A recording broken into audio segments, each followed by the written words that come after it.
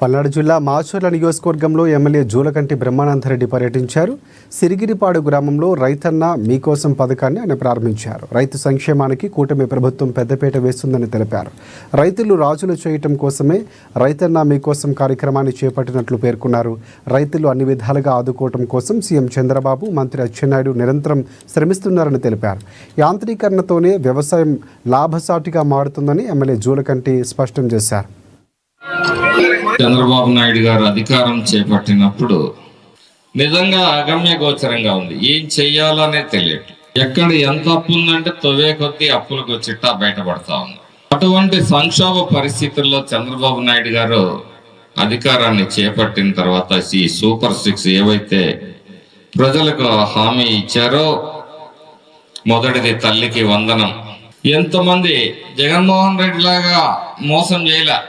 ఎంతమంది 2 బిడ్డలకి ఇస్తానని ఆ రోజు జగన్మోహన్ రెడ్డి ఒక బిడ్డకి ఇచ్చి చేతులు దులుపుకున్నాడు.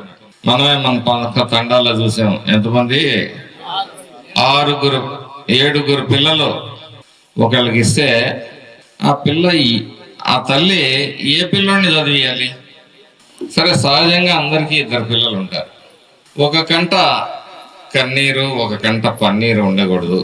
2 కళ్ళల్లో పన్నీరు ఉండాలి అని చెప్పేసి ఎంతమంది బిడ్డలుంటే అంతమంది బిడ్డలకి తల్లికి వందనం ద్వారా మరి వారి చదువులకి డబ్బు అందించడం జరిగింది.